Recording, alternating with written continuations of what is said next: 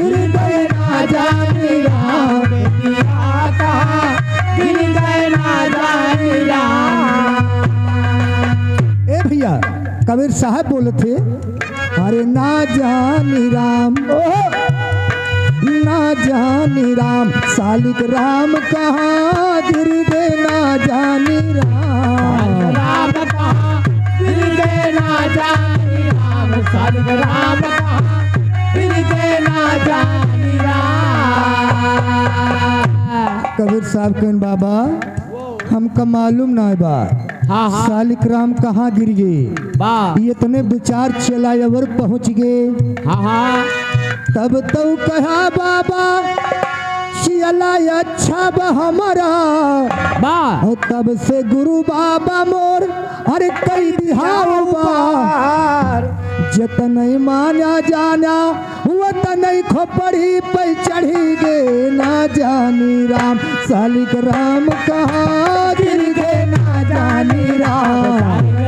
कहाँ नहीं गे ना जानी राम सालिक राम कहाँ नहीं गे ना जानी राम। ए भैया सब चेला पहुंच गए बाबा से कहन बाबा तब तो इनके बड़ा मान जान कह रहा हमार सबके कमदरई कही दे रहे और जितने माने जाने वो तने तोहरे खोपड़ी पे चढ़ के बैठ गए। इतना सुन के गुरु बाबा के क्रोध आएगा कहना बा तब तो गुरु बाबा कबीरा कई पकड़े दुई कबीर साहब के 3-4 सोटा मन भर भर सट सट सट। तब तो गुरु बाबा कबीरा कई पकड़े दुई नौका कबीरा कहे काहे न त्यो सालिक कबीर साहब के सालिक राम जो बाबा हमका मारी डरी है तब बा सालिक राम की दया आई गए तब का करते और सालिक राम आई गए और गंगा से निकल के ना जानी राम सालिक राम कहाँ गिर गए ना जानी राम। राम कहाँ गिर गए ना जानी राम सालिक राम कहाँ गिर गए ना जानी राम। सालिक राम कहाँ गिर गए ना जानी राम सालिक राम कहाँ गिर गए ना जानी राम सालिक राम कहाँ गिर गए ना जानी राम। ए भैया कबीर साहब के पुकार सुन के सालिक राम गंगा नदी से निकल के साक्षात प्रकट हो गई। गुरु बाबा कहीं धन्य हो कबीर धन्य हो। आज तुम्हारे जरिए मुझे सालिक राम का दर्शन मिल गया। इतना दिन से इनका नौहावत धुआवत रहन मगर रात तक हमका दर्शन नहीं मिला। तभी से कबीर साहब की पदवी संसार में बहुत बड़ी हो गई। सालिक राम के लेके कुटिया में जाते गुरु बाबा के भोग लागत बा। कहना क्या बा मास्टर कैसे अरे सालिक राम गुरुद्वारा में आई गए अरे तब बाबा भगवा लगावा ना राम तब बाबा भगवा राम तब बाबा भगवा लगावा ना राम तब बाबा भगवा। कबीरा कहे कि अरे गुरु बाबा हरि और काम हमका बतावा ना राम और काम हमका बतावा ना राम और काम हमका बतावा ना राम और काम हमका। अरे चौथा काम गुरु बाबा बतावे जाओ दूधवा मांग के लैयावा ना जाओ दूधवा मांग के लैयावा ना जाओ दूधवा मांग के लैयावा ना जाओ दूधवा मांग के लै।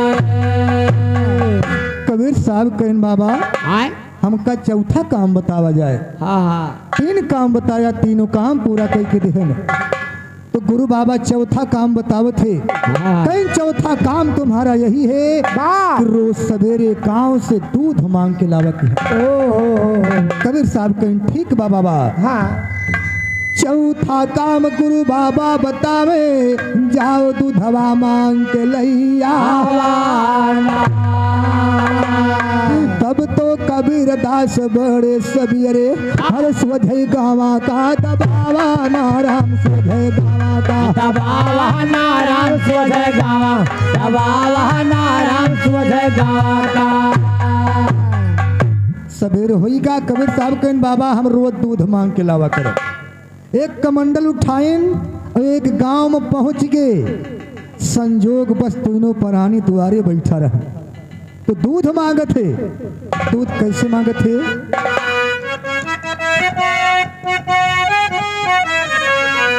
और थोड़ा सा दूध दे दो ये मांग है हमारा, हम मर जाए भैंस पड़वा वरदान है हमारा। मर जाए भैंस पड़वा वरदान है हमारा, मर जाए भैंस पड़वा वरदान है हमारा।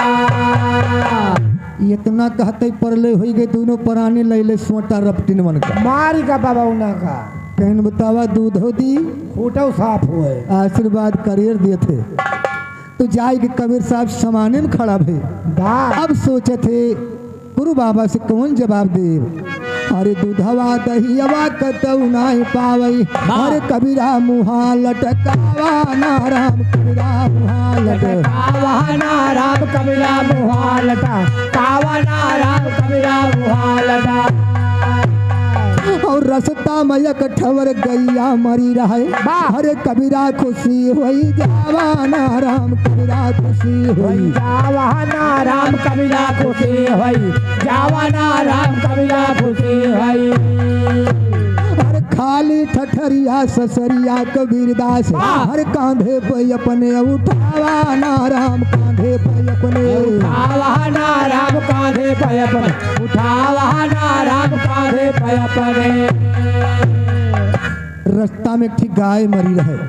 तू है गाय वाले सासर पड़ी रहे। कबीर साहब कहीं हमार काम बन गया। अरे बन गया बन गया। तू है गाय वाले सासर उठाए न कांधे पर लख रहे और लेके कुटिया के चल पड़े। लेकिन कहना क्या बा जाए के निशासर गुरुद्वारा में उतार दिए। अरे गुरु कहाँ खिला दिखावा नाराम खिला दिखावा ना अरे गुरु का खिला दिखावा नाराम गुरु का खिला। ले जाएगी सासर गुरुद्वारा में उठाए के पटक दे। कहीं ला बाबा दूध दही बल भाई खा परोसे माठौ ले जाई है। दूध मांगे की जरूरत ना पड़े। गुरु बाबा कहन कबीर साहब तुम्हारा दिमाग खराब है क्या? क्या बात हुई ये बतावा। कबीर साहब कहीं जितना चेला है उनसे कह दिया कि सबसे पहले गाय पानी पियावे। केहू कह दिया जाएगा एक बोझ चरी काट लावे। तो बाबा कहन कबीर साहब तुम्हारा दिमाग खराब है क्या? अरे ये मरी गाय दूध दे। मरी गाय कोर खाए पानी पे। कबीर साहब कहन बाबा ये बतावा जब मरी गाय दूध ना दे तो का मरे पे तुहार गुरु पिंडा ले? पिंडा नहीं अंडा तो ले। नहीं ओका तो ले भाई कर। आज तो काटा था भैया। तुहार राजा बाबा मरी गए उनका ले जा तो पिंडा दिए मरे पे पिंडा ना पई है। कबीर साहब इसी का उत्तर दिया था बाबूजी। हाँ जोन सेवा पानी करे हो जीते करो। जीते न करो मरे पे कुछ न करो। न कुछ मरे पे पई है न कुछ खई है। सही है। पंचो खत्म होईगा कबीरा के 10।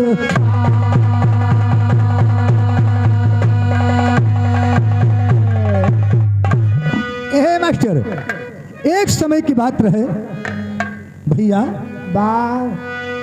कौन समय की बात बा? कहले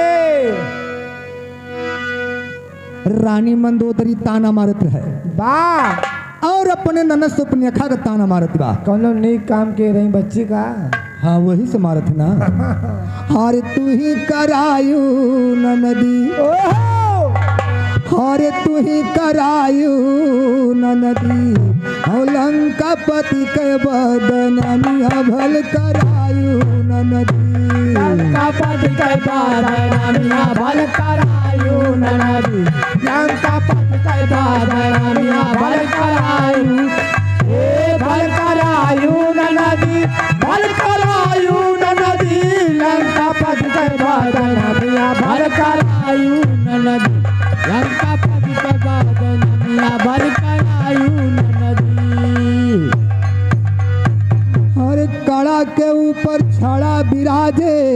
कई सुरहो सिंगार एक अंगिया में दुई नौरंगिया और जैसे खिला अनार और सूरज जैसे तू बेड़िया के बनायो नदी सूरज जैसे तू बेड़िया के बनायो नदी सूरज जैसे तू बेड़िया के बनायो नदी बनायो नदी हो बनायो नदी सूरज जैसे तू बेड़िया के बनायो नदी सूरज जैसे तू बेड़िया के बनायो नदी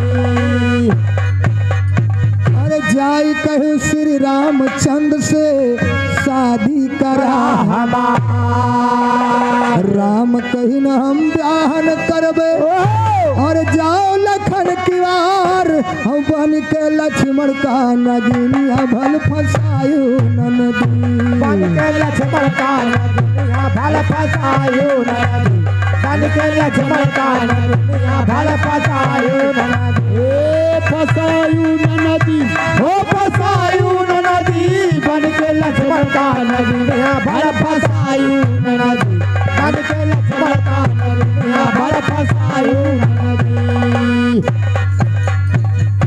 सुरहो श्रृंगार कई के पंचवटी कुटी में जाए के भगवान राम से कहू हमार शादी कैला हाँ बियाह कैला राम कहन कि हमार शादी भेबा चली जा हमारे लक्ष्मण भैया के पास हाँ लक्ष्मण के लगे जाए तो राम के लग का भेजे राम के लगे जाए तो लक्ष्मण के लग का भेजे लक्ष्मण कहन कि हमारो शादी भैबा हाँ हाँ चली जा राम के हमारे राम भैया के पास हाँ हाँ उनके मन कहा तो एक खबर और कहीं नहीं है आवाजाही में सुपनेखा परेशान हो गए वाह तो सीता जी अकेल रहे हाँ हाँ सुपनेखा सोचत बा के दो मन से धुक बीच में एक मेहरारू बा हाय बात लावे इनका मार दैव समार बियाह हो जाए लक्ष्मण कहिन हम ब्याह न करबे सिया को लगी धमकाने हर दिन बंध दुनिया के मालिक और रूप दिया के गुस्सा ने तब तब लक्ष्मण से न दुनिया भल कटायु नदी तब तो लक्ष्मण से न दुनिया भल कटायु नदी तब तो लक्ष्मण से न दुनिया भल कटायु नदी कटायु नदी भल कटायु नदी तब तो लक्ष्मण से न दुनिया भल कटायु नदी तब तो लक्ष्मण से न दुनिया भल कटायु नदी अरे तू तो नदी ना कटायु रावण लंका लीन हुकाई बर्मा दिन कहे सुपनेखा अरे यहाँ बड़ी हर जाई और अपने कुल दाग निशानिया तू ही लगायु नदी अपने कुल दाग निशानिया तू ही लगायु नदी अपने कुल दाग निशानिया तू ही लगायु नदी तू ही लगायु नदी हो लगायु नदी अपने कुल दाग निशानिया तू ही लगायु नदी अपने कुल दाग निशानिया तू ही लगायु नदी हाँ भैया अब आगे नाच और गाना दोनों का आनंद साथ साथ लीजिए धन्यवाद साउंड थोड़ी हेलो आओ निकल जाओ निकल जाओ बैठा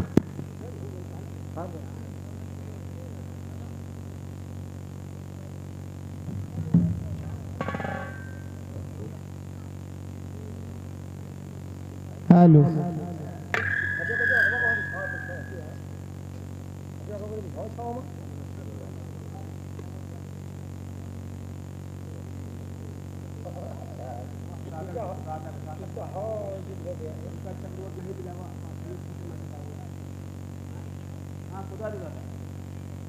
अब यहाँ कहीं नहीं है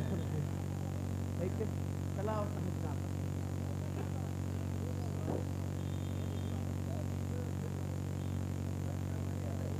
हाँ सही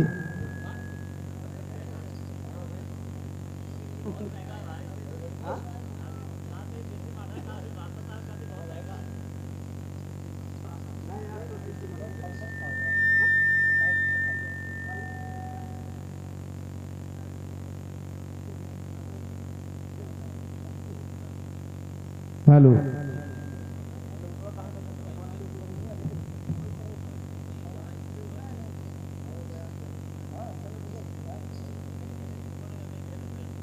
बजाज में पंखा मंगाए हो तो ठीक है। हाँ?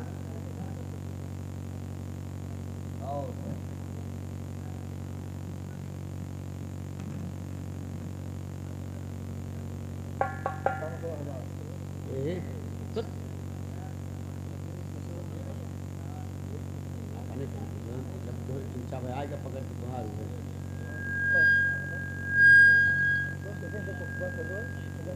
कोचिंग लगा पकड़ जैसे कि इंचा में आएगा टू को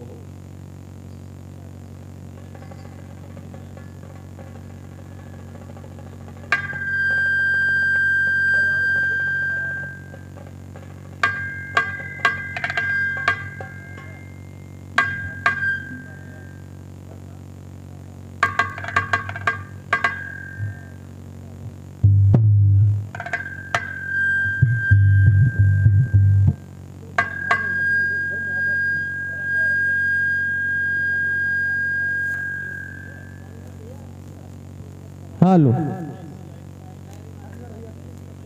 हेलो चाटी मारो।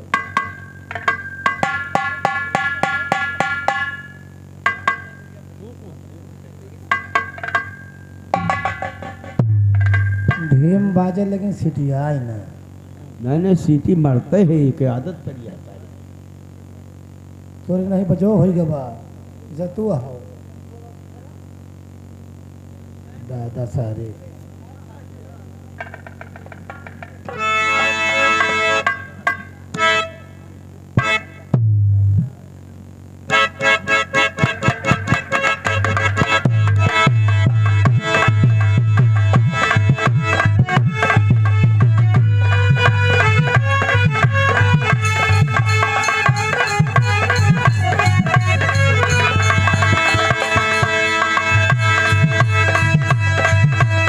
अरे जिया लाल जिया।